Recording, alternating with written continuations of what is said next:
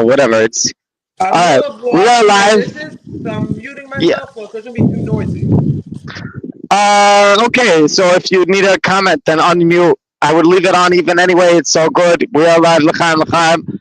Everyone, if you have a vice you like a cigarette or a drug or cannabis or an alcohol or tobacco, you make l'chaim with me.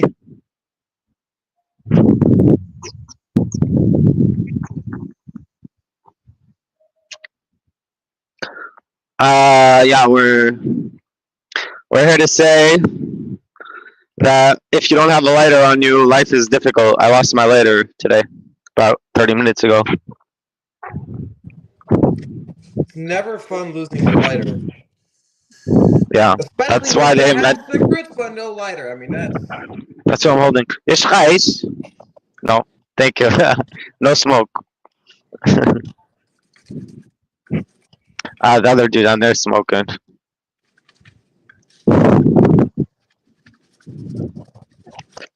So Moshe just landed. Moshe Shatskis just landed in Tel Aviv.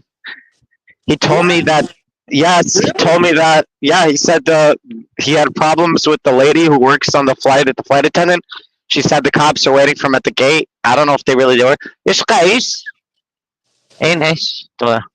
Yeah, so I don't know if they really were there and they really gave him problems, but apparently he had some type of issue on the flight, which makes sense if you know Mike. But He frequently has issues on the flights. It's too much for him. They have too many rules. Too many rules. yeah, I don't think it's specific to flights. I would agree with everything you said, but I just don't think it's specific to flights. I would just say, yeah, he has issues.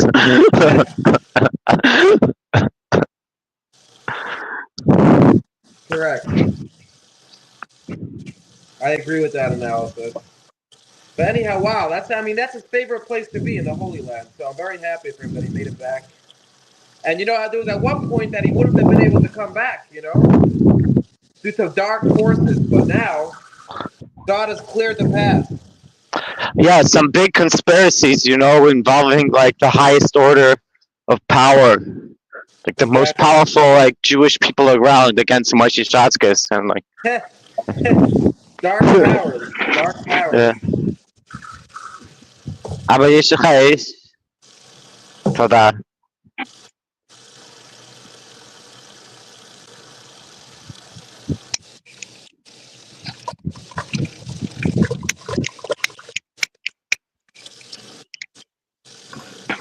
אבל תודה. יום טוב. I think the government in Israel should be secular. Forget this, like, oh, we have to keep Shabbos in Israel because Eretz Yisrael is holy. No, like, if you're a private yid and you want to keep Shabbos, good for you. But the government, I think, should be on the highest standard. I would say they should be goyim. We That's can't very give it to the disrespectful. Very Wait, why? What? disrespectful. Because they're Yeah. trying to represent Jews. If they're trying to represent they're trying to represent Jews. What makes someone Jewish? Someone who keeps the laws of the Jews, which is halacha. Yeah, So yeah, how are you but going to call here's the yourself a Jewish state but not do basic principles of Judaism? right. So my thought is, don't call yourself a Jewish state. We should not be the state of Israel. We should be the state of Greater Britain, like the second arm of Britain, or whoever it is that's running us. Sorry, America. We should figure out who it is that's really in charge of us, and just be the second branch of them, and have nothing to do with Judaism, because we're in Gullus, and Hashem put us in Gullus, and He says in Shir Shirim, like, there's like three things that if we violate any one of the three, he's gonna let us be like he's gonna free us to be like eaten up by the wild animals like the gazelle. And it's like the scariest curse in all of Tanakh. And it only happened once in history, and it was the Holocaust. And what's the punishment? It's that God is gonna let us be free to be eaten up in nature, like everyone's going to eat us up and destroy us. And it never happened. It only happened once in history. It was the Holocaust. And it's talked about in Tanakh as a violation of the three oaths. And one of the three is that we're going to stay in Gullus. If Hashem puts us in Gullus and time out, we're going to stay there. We're not going to run away and make an IDF and make a state of Israel and fight back against the Shibud Malchus and fight back. No, we're going to accept. We're in Golis. We're weak. We're pathetic little Jews. We're not strong with our Second Amendment and our fucking automatic rifles. No, we're fucking weak Poland-ass Jews sitting in the ghetto in timeout because Hashem put us in Golis, you know? Yeah. And if we break that, that's the punishment to the Holocaust, at least according to what I understood from reading from the Satmar Rebbe. He literally says Zionism caused the Holocaust. It was a punishment for violating the three oaths. And today, anyone who argues against this is a modern opinion that didn't exist 100 years ago. 100 years ago, this was a mainstream opinion that if you violate the three oaths, that's what it's talking about, like making your own army. Zionism pre-World War II, they were kind of like getting together and going against the three oaths. They were getting ready to plan their own country, make their own country. According to the Satmar Rebbe, according to what I understand from him, the Haskalah movement, which for 100 years was wreaking havoc in Europe and trying to make as much people not religious in Europe. Basically, they were trying to introduce a new form of Judaism, and I think Zionism really born out of that. And there's a lot, and the Satmar Rebbe and many people believe that contributed to the punishment of the Holocaust, because there were so many Jews that were not faithful to God. right? But it's not only faithful. According to this understanding, it's the very fact that they were Zionists, the very fact that they wanted to establish a country against this concept that you're in exile, you stay there. You're in timeout, you stay there. Correct. Zionism is very much against that. Now, first of all, I don't think the problem is that you can't be in Israel. I think the problem is that you're not in charge. Right now, we're not in charge. So even if you're living in Israel, don't act like you're running the Jewish nation. We have laws about running the Jewish nation very clearly, right? We have a base of Mikdash, we have a Kohen Gadol, we have even a king, David, King Shlomo.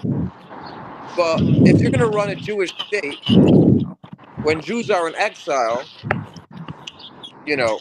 that's really where the problem is, and that's where Zionism disagrees, right? Right. So the thing is, you can't give it to the Arabs because they're going to kill us all. You can't give it to the Christians because they don't have our best interests and they might also kill us all. So you have to give it to the Jews. The thing is, religious Jews are forbidden because the Torah doesn't let you. If Hashem puts you in Golis, you have to stay in Golis. So that's why I'm saying the country should be Jewish but secular. It should be Jewish ethnically. You can't become a citizen unless you can prove you're Jewish, like they kind of have, other than they let you if your dad's Jewish, which you're not technically Jewish. But I'm not going to fight that right now. I'm just saying, let's leave it like that, where it's a Jewish ethnically, but there's no religion involved.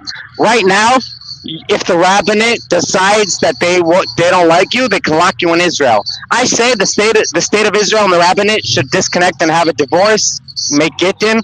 Bro, the rabbinate should have no power here. The rabbinate should have no power here.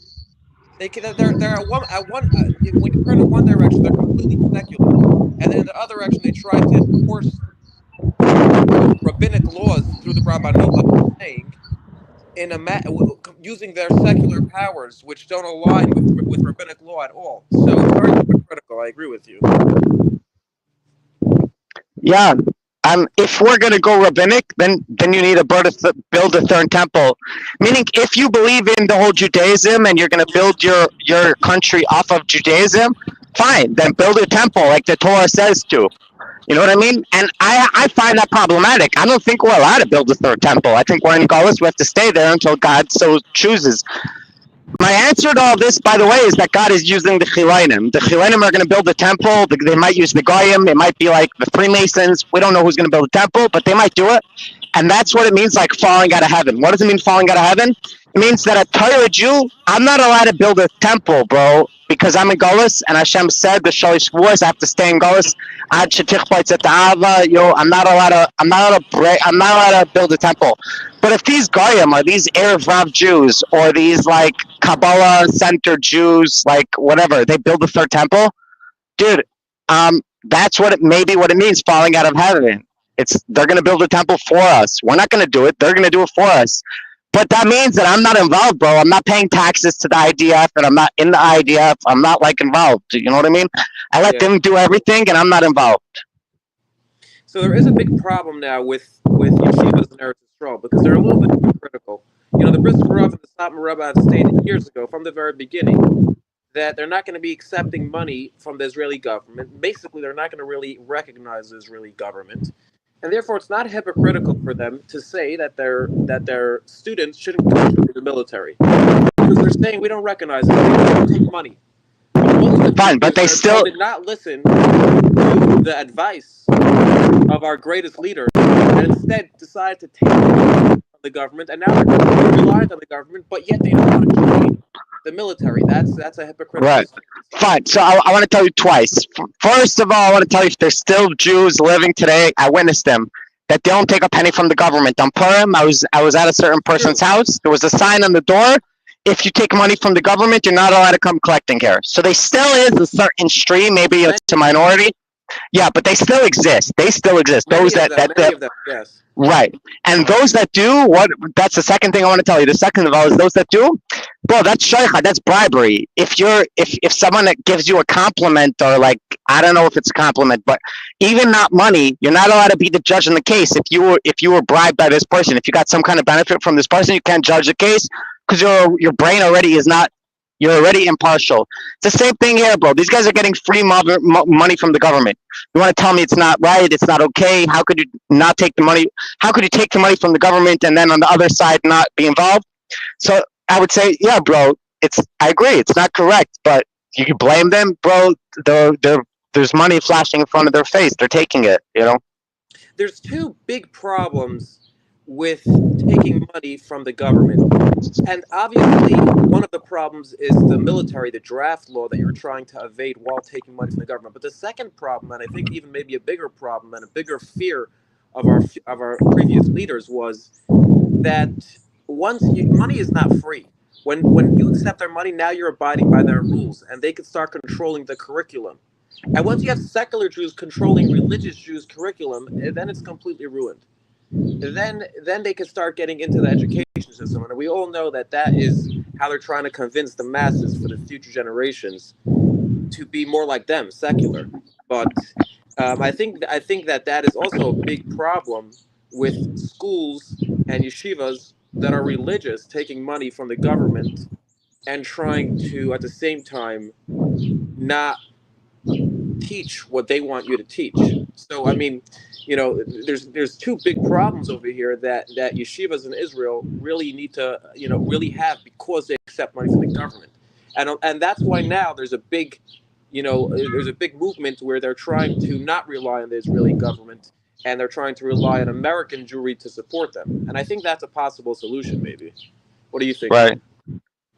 I'm much more with being independent, and even if you're relying on American voters versus the American government, that's still independent because they still have your back. And yeah, I'm all for that. I'm all for cut American funding, cut Israel off in terms of being like the needy beggar. Yeah, you can work with Israel, your military partners, your intelligent partners, whatever, for sure, but on equal level. We don't need to be like this third world African country begging America for help. That I don't agree with at all. Right. I think I know you're on the same page. Yeah, hell yeah. And an interesting point also is that when it comes to war and how they conduct war, they're not conducting war based on the laws of Judaism at all.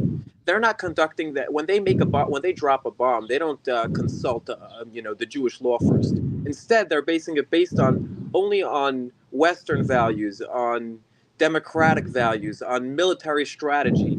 So they're calling themselves a Jewish state, but they're not acting in a Jewish manner necessarily, and that's not what's controlling their actions, and that's why, you know, it's also problematic, like you're saying, that they're calling themselves a Jewish state, and now all the Jews, they're trying to represent all of Jews, which more than half of Jews do not live in Israel, and yet they are not necessarily abiding by the Jewish laws and customs, and therefore, you know, there's very strict laws about how you can kill. You're not just allowed to kill people. You're allowed to kill people that want to kill you, but, you know, especially with collateral damage, are you just allowed to drop a bomb and kill other people involved militarily and diplomatically, and according to Western values, that's how wars have been fought always.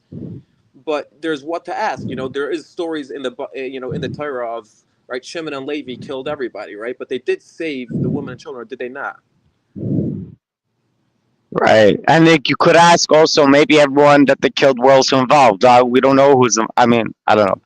I will tell you, I agree with you that what's being done today is not in accordance with halacha, but it also goes the other way, meaning halacha might be more extreme than we're doing today. The fact, Yeah, that's like true. a lot of the safety measures we take today to protect civilian life that ends up costing us soldiers, Jewish soldiers, lives, because we, instead of like nuking the whole town, we send people in one at a time or whatever, one unit at a time, and they die instead Right. of just nuking the You whole mean to town. say what So you mean to say is more Israeli soldiers, which would be considered Jewish lives, have been killed in the war than hostages that are sitting there. So the question goes is, do you know that you're going to have to sacrifice more Jewish lives for fewer Jewish lives?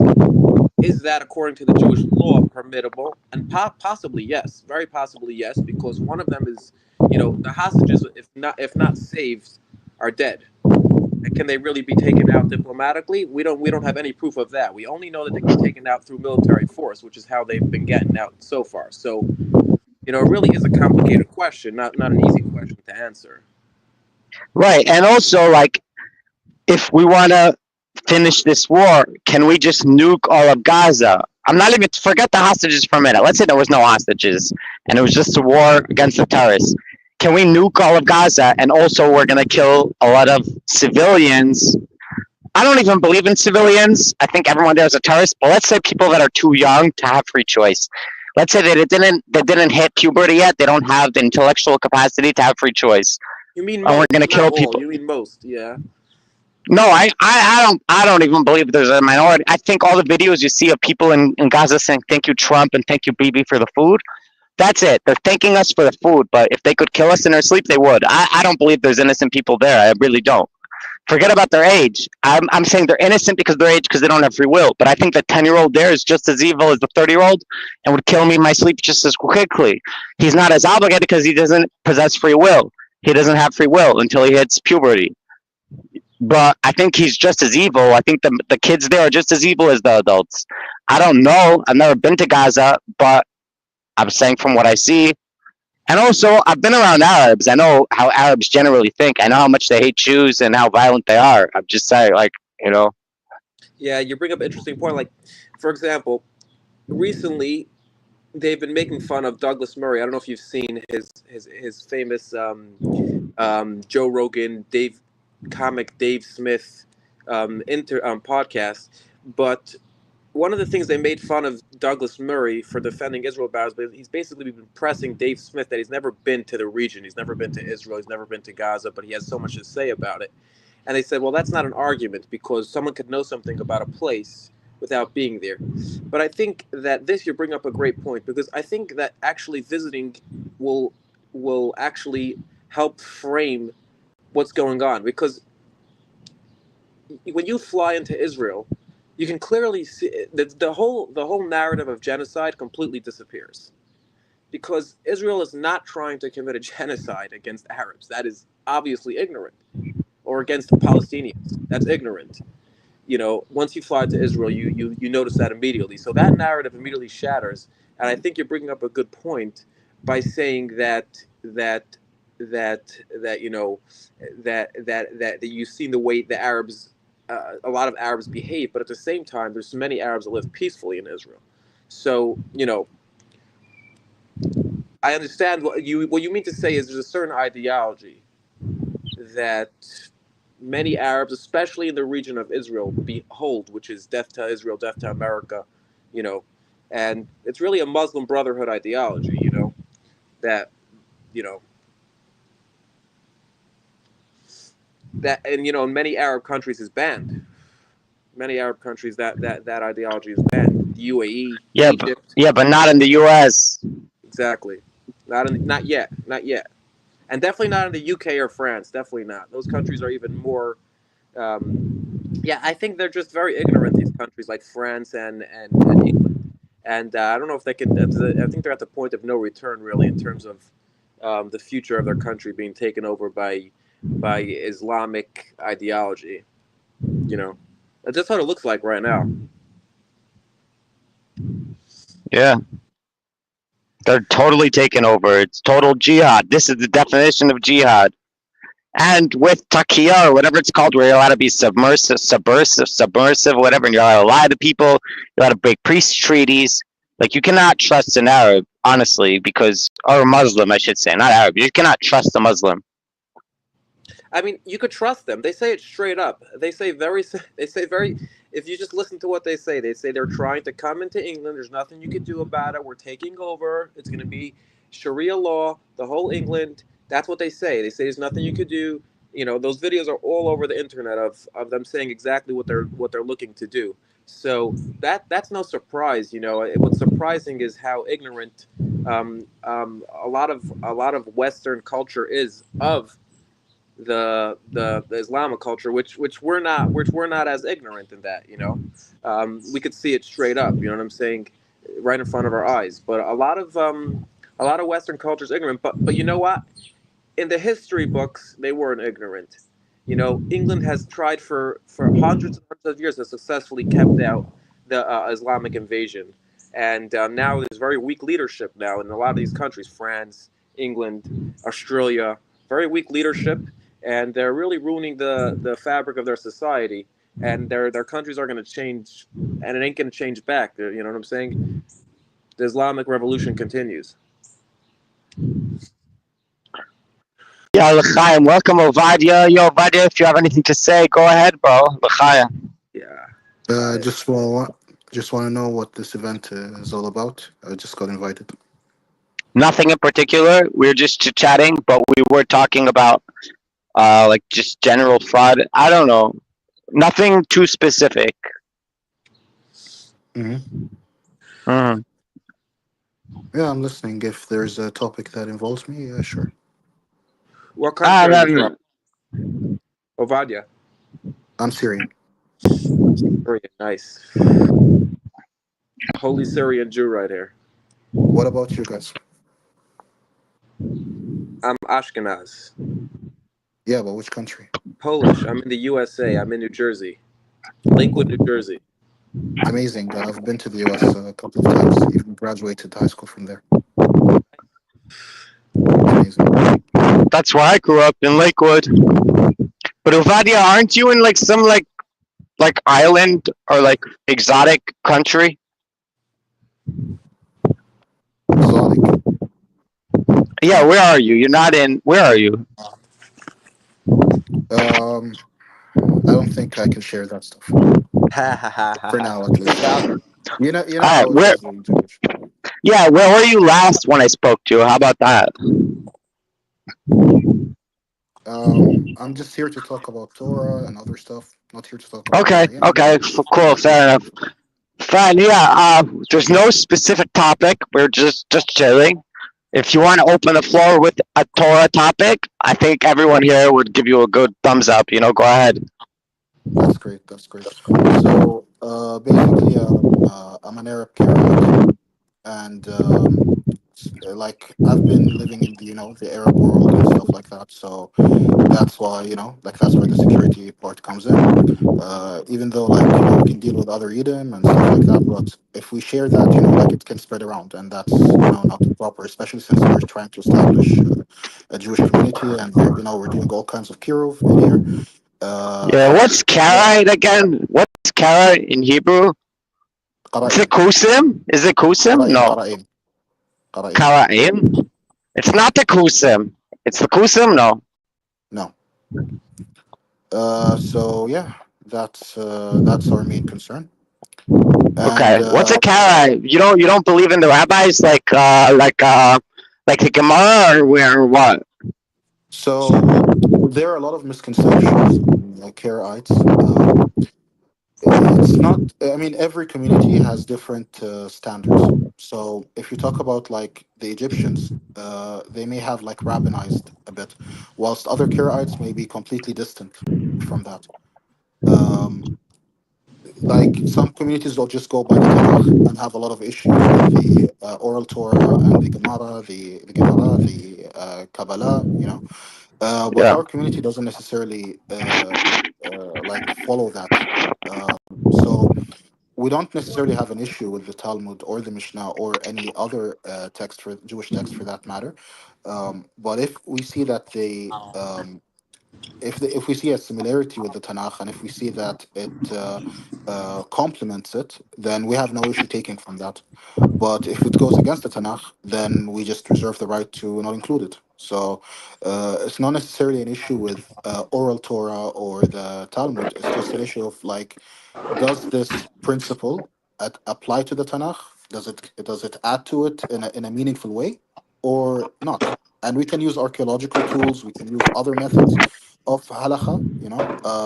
Other legal methods of halakha, logical methods, inferences, and so on. But that doesn't mean that we're completely against, like, oh, like the Mishnah Torah says something or whatever. Like we're just gonna completely flip out now. Like it's not gonna happen. Okay. Everyone else here is probably in the other opinion where whatever the rabbis say is like just as authoritative as anything written in Tanakh. You know. Well, the rabbis look, the Tanakh stops somewhere. Like it has a limit, and you can try to stretch it out. You can try to reason. You can try to build more. But inevitably, living in this modern day and age with all these discoveries, with all that development, you can definitely use more tools to understand.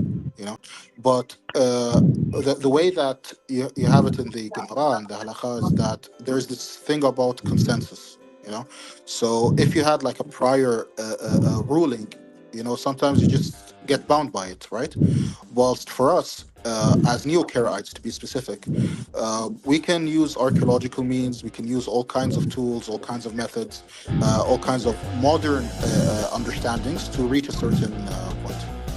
So we're not necessarily bound by rabbis or by anything aside from what the halakha of the Tanakh says, which of course opens up the matter of interpreting the stories, the historical significance of them, and so on and so forth. But the Fine, most fine, but important you thing need is the that the halakha remains as rabbis. is. Fine, but Yosef, do you help me out? I don't remember where, but there's a place where you specifically need the Torah Shabbat Peh, the oral law, because otherwise you can't have understanding. It's like has to do with the sacrifices or the kosher. Do you know what I'm referring to, Yosef? Well, the first thing I would say is that a good portion of the Torah was given over orally. That's the belief from Mount Sinai. Which is what the Mishnah is. It was just written down because of the generations getting weaker and not be able to be memorized. But actually, the thought is that this was never supposed to be written down, right? That's why it's called Parashat Bal Peh. But I think I have another question: is this ideology that you're explaining right now, what you believe in? Is there a thought leader? Is there a leader of this ideology? Are you taking this, or is it just a consensus of people that don't that believe this way? Ovadia, what There's some music in the background. I don't know why I'm hearing it. is it from me? So I'll mute my I mic. don't know. Like there's No, like it's not you. It's not you. It's me. I put it in the background, rock music. I'll shut it. Let me figure out how to shut it. Hold on.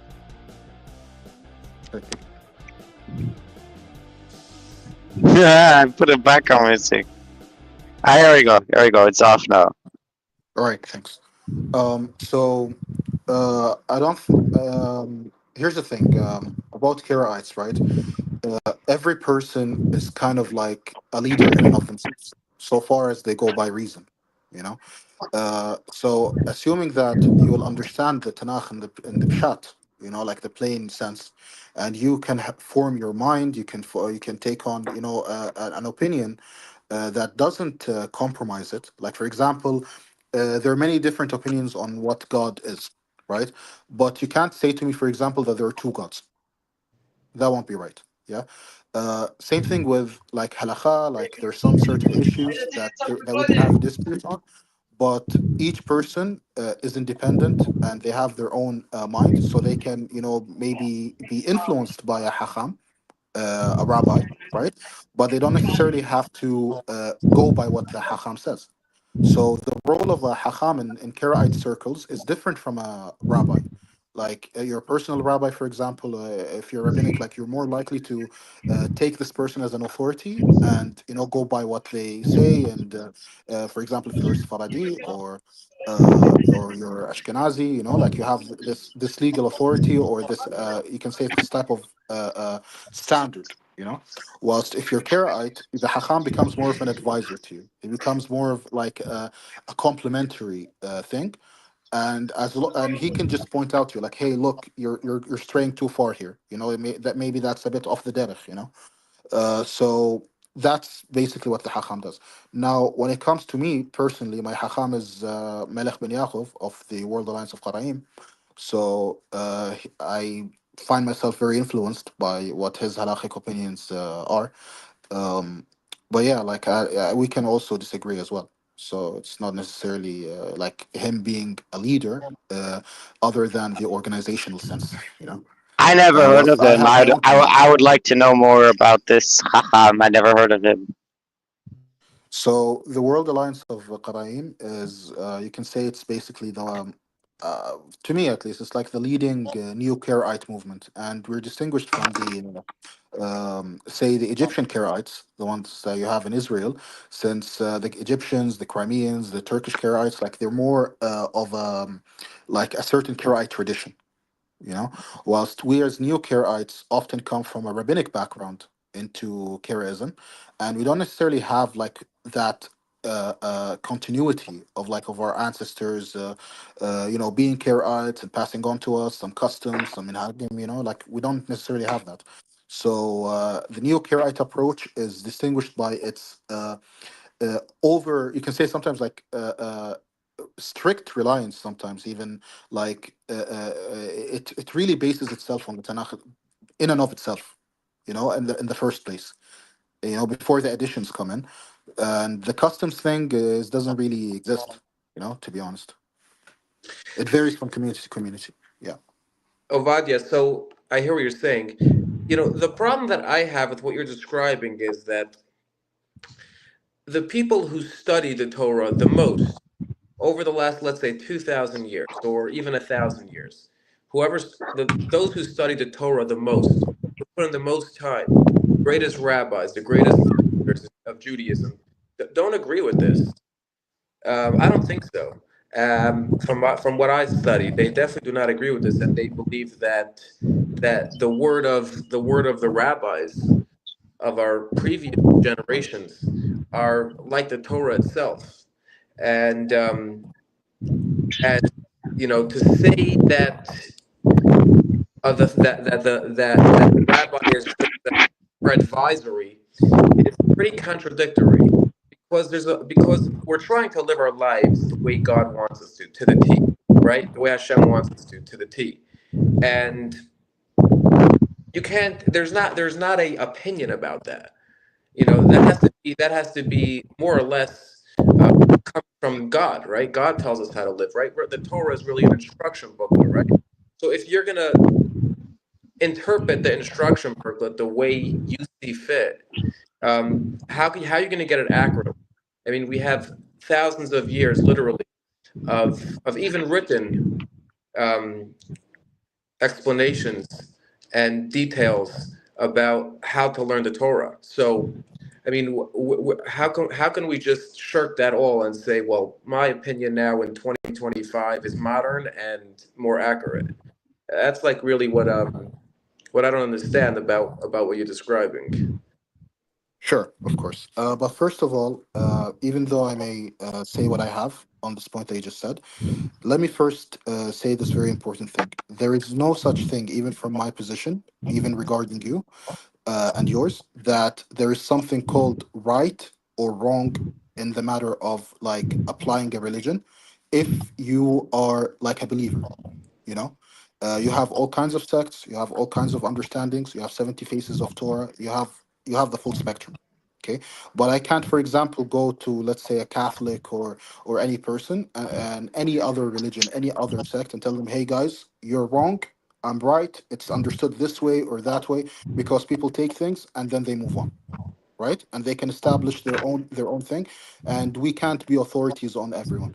But that aside, let me address the topic of continuity and the rabbinic understanding. Now, logically speaking, if you talk to me about like thousands and thousands of years, right? Say 1,000 or even 2,000, right? If we take the matter of the what the tradition says, the tradition tells you like they can't even in the Talmud rule if like the Tanakh itself, the script, the Masoretic script, was it revealed in Ashurit or Bethvit, in Ktav Ashurit or Bethvit. So imagine this. Imagine I am taking a tradition from someone that doesn't even know the letters that the Torah is written in or revealed in. You get what I mean? So it's No, not I as don't an get you insult. because you don't know more. You don't know more. You don't. It's not It's like not you an have. insult. No, No, but I'm but saying listen, it's not listen. like you have a tradition that is stronger. No, but listen. Tell Say, me. let me say that No, A says. you're giving a like No, no, you're saying let me there's speak. there's a I listen certain to like you. attackable link in our tradition. No, I'm I saying you listen don't to have you. a tradition that doesn't have Let me this continue. attack. Okay, but let me continue. I listen to you. Okay. You can address my point afterwards. Okay. Okay. So that's number one, right? Number two, we have when we want to look at things and to see what is true, what is fact, and what isn't, we have a full archaeological record. We have archaeology. We have people who are specialists, people who know the text, people who can analyze it critically, and in an unbiased way. Generally speaking, if they're scholars, if they're peer reviewed, based on the discoveries and these matters, we can have a more accurate view than, let's say, like a game of telephone. Like I heard this from this, from this, from this, from that, and like obviously to you, like for example, let's even take the matter of tefillin and other such matters. There wasn't an old discovery of that stuff like at a certain like let's say like way before the exile, and even modern scholars will tell you like we evolved from a pagan religion, to be honest. Like the archaeological evidence on like of Sinai, of all of these matters, it simply doesn't exist. Why do you It say doesn't exist that? in the exaggerated form. So we need to yeah, we can't just like say, hey, I heard from such and such and such, and then close our minds to what is on the ground, like what is right in front of us, what is confirmed, what is peer reviewed. We can't do that. And I can't say like, oh, my father said something, so it must be true, especially over a long period of time.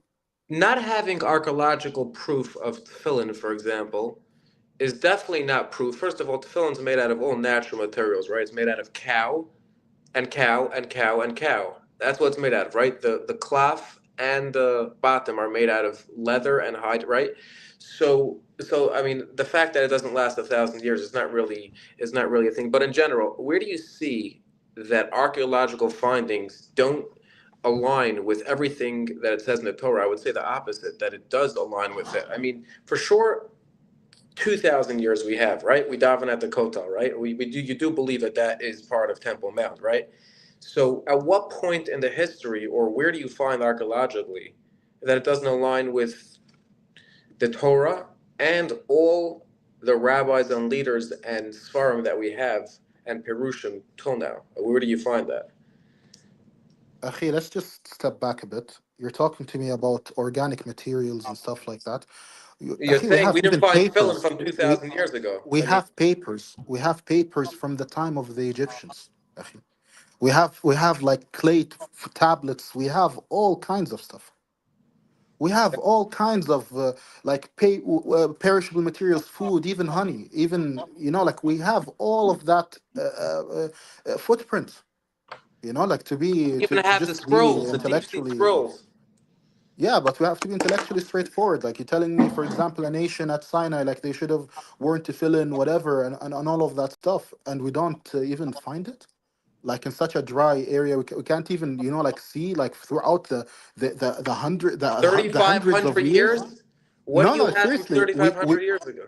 we found inscriptions, we found foods, found bones, we found all kinds of things in their settlements. We found all of that. So how come this thing isn't even depicted, isn't even shown? Like for example, like I have for example, like I think if you want to look into it, there's this Egyptian like hieroglyphic painting of like a Semite with that tzitzit, like the way that they saw that tzitzit, right? But we don't have anything that shows tefillin, for example. Understand what I mean? So when I come here, I don't want to tell you like, hey, look, man, I'm right. Your understanding is completely wrong. There, like, you can't come to reason. Like I tell you, okay, fine. You want to go by what your ancestors said. You want to go by your fathers. No problem, but I cannot like switch my mind off, you know, when it comes to the things that I'm seeing, and just completely abandon that and go for like what someone else's father is saying. You get what I mean? It's like with all due respect and intellectual honesty. By the way, if I There say are anything, certain it's things that you nothing need to. personal over here. Nothing's personal, by the way, Obadja. I love you like a brother, and that's nothing to do with anything. We're just only discussing ideologically. But I just want to say, yeah, go, yo, you always say. Yeah, There are I certain personally. things that you need the oral law for. There are certain things that the written law doesn't really give an explanation for that you need. I don't see any such thing, first of all. And two, I can't just say a statement and not say anything after that. So I understand your position. I can completely resonate with you in the way that you say it. That hey, I can't do this without the oral Torah or whatever. But it doesn't apply to me. I'm completely in a completely different category. Like my halachic definitions are different from yours. I can make do with what I have, and you You can use right. and yours needs that framework. Mine doesn't. You don't feel obligated by the rabbinic law, No, not at all. I honestly right? feel sometimes that it can even distort something that the Tanakh says. For example, take the matter Right. of Well, what? matrilineal descent. Yeah. So, like, which has always been the way, and it still is the way. Like when you define like a tribe by their fathers and so on and so forth, right? Like a Kohen can't be, for example, from his mom, you know, or a Levite. So we already know that this shift occurred at some point. But if you want to tell me that, hey, it has always been so, and it's always been a matter of halakha, I have no issues. But the record and the history, I can clearly see it, and I can clearly, like mention it and go back to it. I don't agree. I mean, I would argue on that. I would fight you on that. How do you learn the pasuk in Shema that says, "Ukshartam la'is al yadecha v'hayu l'totavos خطوات beinenecha"? بين عينيك وكذبت أمل مزوف بإثيخ وبشعريخ. That in the Shema. But this verse, right? Uh, basically, the it tells you, for example, I will write the Torah in your heart. I would circumcise your hearts. It's like like why would you even do such a thing? Like the way that the verse speaks, it has a lot of metaphorical language. The way the verse Yes. speaks has a lot of like images and a lot of these expressions, right? So ideally, if it should be on your hand, on your heart, on your arm, we should have like 3 4 tefillin. You understand what I mean? Why? So for us, we look at this verse and say, oh, we take the pshat. And by the way, there is a misconception here for many people. People think that when we say pshat, or like the literal meaning, some people think that I don't mean this word in a bad way, but like fundamentalists or like textual literalists. Like if the verse said something like count the days of the Omer, I will wake up and say like, hey, this is day one, this is day two. Like you can count with your mind. Understand what I mean? Same thing here. When it says put it on your heart, put it on your arm, put it on your heart, all of these matters. We look at the verse. Oh, it looks like a figure of speech. It looks like something, of that sort, and we go on. We move on, basically. Okay. I would be very surprised. I would be very surprised that if something is of that importance, and it's not like forget the archaeological. Like let's place that archaeological evidence aside. Let's just go by the text. I would be very surprised of something of that nature. You see the way the Torah was, talking about the Mishkan, the all of these matters. Like why wouldn't it just detail all of these things? You know, like that is just me if I That turn is off a my good mind to question. archaeology. That's a great question, but the answer to that question, in my opinion, is not because God just meant to write random stuff in the Torah. Those answers are answered if you study the Mishnah, if you study the Gemara, if you study all those that know what it really means, that have studied the Torah way better than I can ever do it, that have intelligence 1,000 times higher than me, that have generations passed down directly from Mount Sinai, explaining what that means, to understand what that means and why it says it in a certain way. And every single letter is analyzed. And every time it says something 2 times, there's a specific reason for it. And to say that it's just metaphorical is kind of minimizing, really, in my opinion, the value and really the genius and the greatness of the Torah. I believe that every letter in the Torah has a purpose, and that purpose is not just, you're asking a good question. Well, some of the stuff is metaphorical, some of the stuff is not in detail. That's a great question. There's many possible answers to that question, but one of the answers for the answer to be that it's just, how did you put it, Ovadia? You said it's, I don't want to misconstrue your words, but you No, it's called fine. it If you do, I'll just correct you. It's fine. No right, issue. but you said it's more metaphorical, right? um, so for that, that doesn't seem, from all the great thought leaders and from all the how do you say Masorah that we have. The Sure, yeah, the tradition. The tradition. It's more than tradition, though. I mean, it's really, it's really detailed explanation of the Torah. Really, is what it is. Let's go back to this point of letters, and then let's move to. I will mention something about the calendar. Okay. If we talk about letters, each letter in the Torah and the tradition and all of that, it's very clear to you. Like if we even mention, even if we begin to talk about the subject, that the Hebrew script is Paleo Hebrew. The records, the archaeology, everything, there is no such thing as Ktav Ashurit in that period with Jews. All right? What about the Dead So, Sea Scrolls? Akhi, it's way before the Dead Sea Scrolls. We're talking about like records that are, like those inscriptions that you see, like the fragments of the Torah, and even the topic is even mentioned in the Talmud. You know, the script of the Jewish people was the Paleo Hebrew script, plain and Yeah, straightforward. There's no right and left about it. So now, when it comes to the letters, there we have to ask a very sincere question. It tells me that when I want to write the Torah, the Paleo Hebrew letters, in which I've seen the script and I have the archaeological evidence of, is not kosher, right? But the Greek letters somehow they're kosher for writing a Torah scroll.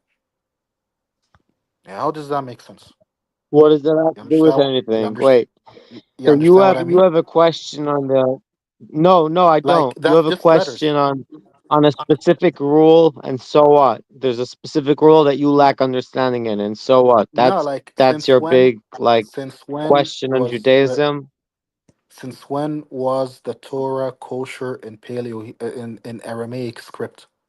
Historically speaking, I don't know. I don't since know. when? I don't claim to have the answer of. You have to study the relevant parts of wherever that law comes from and see why they claim that. I'm not claiming that. I don't know. But I'm saying like Akhi, that's your it's big so Aramaic. what? That's your big what if on Judaism. That's your big No, it's question not. on Judaism. It's not. It's just one thing. It's just one small thing. There are many others. But Okay, let's so just take so I because would he tell you mentioned it. like any That's why other. I You have said to it. study the sources and see where it comes from. I don't know. I studied. I on my end, I studied and I've looked at the records. I'm good. If you want to continue your own studies, that's fine. But I already am coming to you with conclusions at this point. So, like, look, that's one. And when we look into it, the idea of even the letters, like even the script, right, brought in from the Aramaic, right, we say that these are products of the exile. Naturally speaking, when the calendar changed, when like Rosh Hashanah was, brought in, when the names of the months that were already written in the Tanakh, already written in the Torah, were changed, right?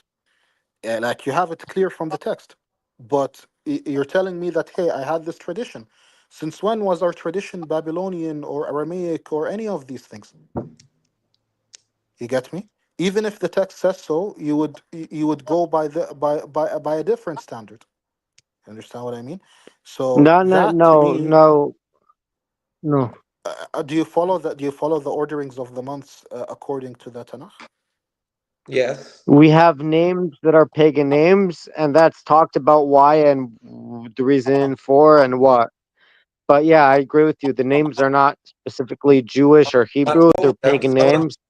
Do you start the month? Do you start the months according to the way the Tanakh starts the months? We don't Do you have do you Jewish have the We numbering same? have going different right. ways of counting. We have Ah, from Nisan. We have from different months. It depends on why you're do counting and from where. yeah? But yeah, Do I you would go with whatever the Tanakh goes with. Yeah, but the method that you did, the way that you organized the months, Rosh Hashanah, for example, and all of that stuff, it's not the way that the Tanakh wrote it. So it's clear that this is a byproduct of the exile, and that's not an issue for me. Like if you want to go by that method, that's not an issue for me at all. Fine. To each So his let's own, as listen, they say. listen, because I'm ready to go to sleep. But let's do like this. Let's schedule kind of a debate topic discussion on this, on whether or not we need the rabbinic law and what importance it has and if it's binding. Because I Okay, think we all here agree about the biblical law itself. The rabbinic law is where we get into like a little bit of a feud. So let's take like a little time out because anyways I'm falling asleep. But let's get back okay. to this, all Uh, three of us, and we'll talk about like the rabbinic law. Let's do a debate. You know, First of all, let me just say one thing before you leave. I didn't necessarily come here to debate. I just saw you send the link, and I just came in to see the guys here. I'm completely, with all due respect, I'm completely not interested in any debate of any form. I just wanted to come here and say hi to you guys, like, hey, what's up? We could chill, we could talk about, regular stuff, exchange knowledge. I'm not here to debate people. If I see a Christian You're in not front trying of to me, I don't convince them. want to. I don't care. Yeah, it's the last thing on my mind to convince someone. Like, if you're rabbinic, oh, cool. Like, you want to live that way, live that way. You want to live, someone wants to live Christian, so what? Like, if they want to do that stuff, let them do it. But I came here, to chat, to have a dialogue, to have any of that stuff. If you want something sophisticated, you want like an argument and debates and stuff, there's already plenty of that online. There's plenty of debates. There's plenty of stuff. The whole Karaite history is polemics, so Yeah. you can open those if we want to talk about authority, because you're going to tell me you take by an authority that's higher than you and so forth. Okay, their authority is higher than me. Approach them, study them, and once you do, let's talk. But I'm taking your same logic here. So once you go through that and you have an actual interest in Karaism, fine, let's go for it. But aside from that, no, I'm here to chill and talk like just a regular dude. you know Nice talking, bro. It was nice talking. Nice seeing you too. Take care. Are you Thank gonna you. leave, guys, right? Yeah. Have a good Yeah, one, yeah, bro. take care. Bye. You too. Kazak.